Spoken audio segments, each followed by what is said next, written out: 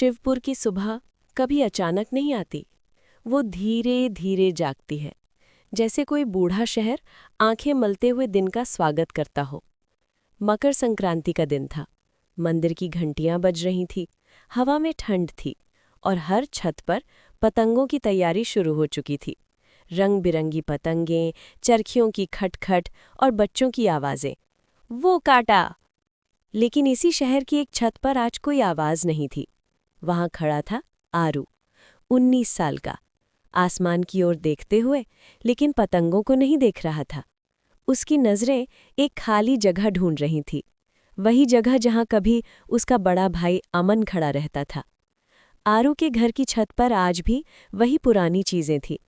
कोने में रखी जंग लगी चरखी, कुछ टूटी पतंगे और दीवार से लटकता उलझा हुआ धागा। 1 साल से किसी ने उसे छुआ नहीं था। आरू ने हाथ जेब में डाले और गहरी सांस ली। हर साल यही आसमान होता था, लेकिन इस बार वो भारी लग रहा था।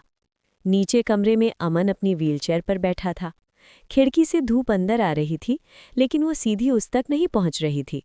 अमन की आंखें बाहर उड़ती पतंगों पर टिकी थी। उसके चेहरे पर हल्की मुस्कान थी, लेकिन आंखों में एक अधूरापन। कभी इसी दिन वो शिवपुर का सबसे बेहतरीन पतंगबाज था। लोग कहते थे, अगर अमन की पतंग कट जाए तो समझो हवा ने धोखा दिया। आरू को सब याद था। पिछली मकर संक्रांति, छत भरी हुई थी, हंसी, शोर, तालियां। अमन हंसते हुए बोला था, इस बार फाइनल तू उड़ाएगा आरू। आरू ने मना किया था, डर गया था। अमन ने उसके सिर पर हाथ रखकर कहा था, जब डर लगे तभी उड़ना चाहिए। और फिर पतंग उलझी, हवा तेज हुई, अमन पीछे हटा। बस एक पल, एक फिसला हुआ पैर और आसमान अचानक खाली हो गया। अस्पताल की सफ़ेद दीवारें, दवाइयों की गंध और डॉक्टर की आवाज़। रीढ़ की हड्डी को नुकसान पहुंचा है। आरू वहीं खड़ा था, कुछ समझ नहीं पा रहा था। बस इतना जानता था कि अब कुछ भी पहले जैसा नहीं रहेगा। आज 1 साल बाद अमन चल नहीं सकता था। वो शिकायत नहीं करता था, लेकिन उसकी चुप्पी सबसे ज्यादा बोलती थी। उसके कमरे में आज भी उसकी पुरानी चरखी रखी रहती थी, जैसे वो इंतजार कर रही हो। दोपहर होते होते शिवपुर की छतों पर शोर बढ़ गया। लोग एक दूसरे से पूछ रहे थे, अमन नहीं उड़ाएगा? आरू भी नहीं? हर सवाल आरू के सीने में चुभता था। माँ सरिता रसोई में लड्डू बनाते हुए बस इतना बोली, आरू आज छत पर जाएगा? आरू ने बिना देखे कहा, नहीं माँ। माँ कुछ नहीं बोली, वो सब समझती थी। शाम से थोड़ी पहले एक छोटा लड़का आया, हाथ में एक पुराना लिफाफा। भैया, किसी ने दिया है। आरू ने लिफाफा खोला। अंदर लिखा था, अगर आज तू नहीं उड़ा तो अमन हमेशा के लिए हार जाएगा। नीचे बनी थी एक काली पतंग। आरू की सांस अटक गई।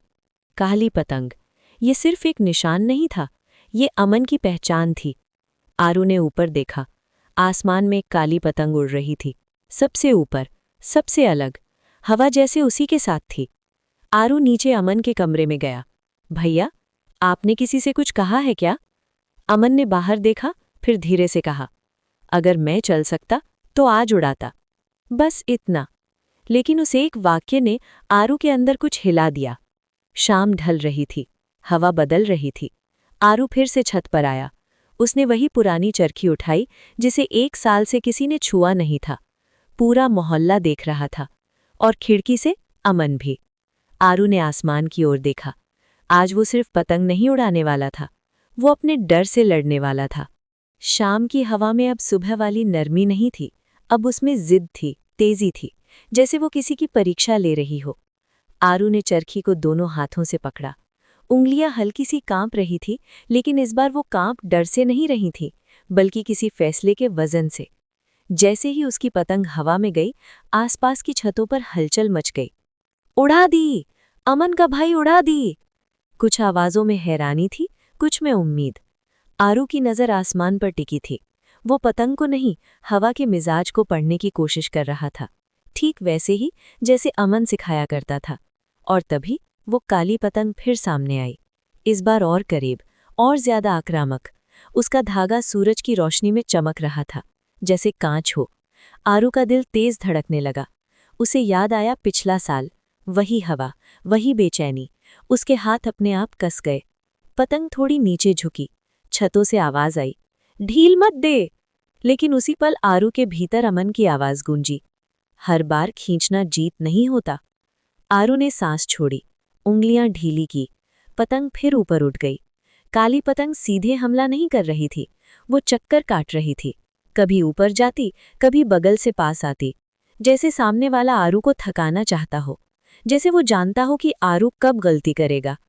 आरू के हाथ अब दुखने लगे थे, पसीना आंखों तक आ गया था, फिर भी वो रुका नहीं। नीचे गली में एक बूढ़ा आदमी खड़ा था, सफेद दाढ़ी, झुका हुआ कंधा और आंखों में अजीब सी चमक। वो ऊपर देख रहा था, लेकिन तालियां नहीं बजा रहा था। उसकी नज़र सीधे काली पतंग पर थी। खिड़की से अमन ने उसे देख लिया। उसका चेहरा एक पल के लिए सख्त हो गया, उसके होंठ हिले। वो ही है।